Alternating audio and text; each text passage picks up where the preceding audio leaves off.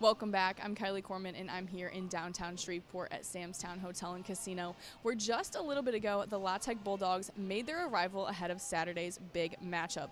The Bulldogs will be facing off against the Army Black Knights in the Independence Bowl.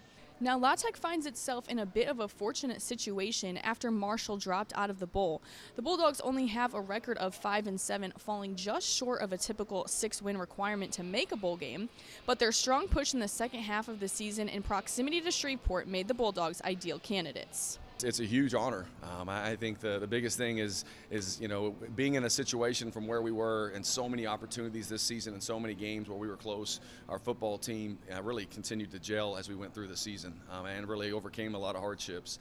And then on top of that, you have the opportunity to come to Shreveport and play an hour from our campus, where it's a huge Louisiana Tech alumni base here in Shreveport, East Texas, Dallas. Hopefully all of North Louisiana will rally behind this football team, because I'd say this, the results in terms of wins and losses, we have been hard at times, but this team plays extremely hard. I think we try to represent Louisiana Tech and North Louisiana with a way that you would be proud. Everyone's talking about, oh my gosh, the Tech game, y'all playing Army. Like, I feel like it's something the campus can really get behind and get around. The fans have another game to come to, an important game, and I feel like it's in a spot where it's like people from Louisiana, they can make the trip, Texas can make the trip, Arkansas. It's like, I feel like Shreveport's an amazing location to get everybody to rally behind us, so I'm excited about that.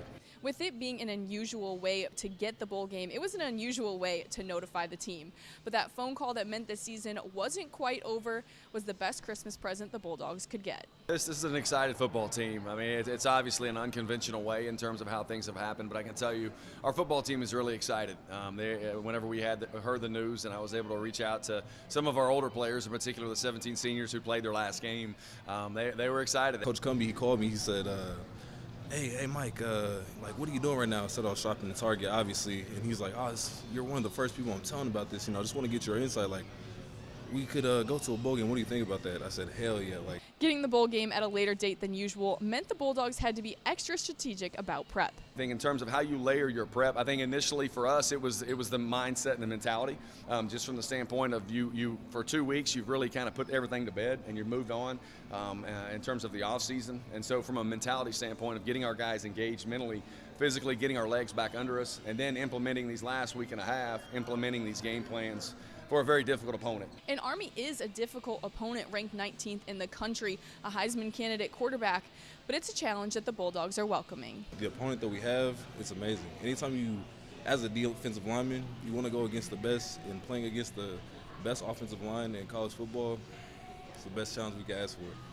La Tech will face off against Army at Independence Stadium at 8:15. That game can also be seen on ESPN.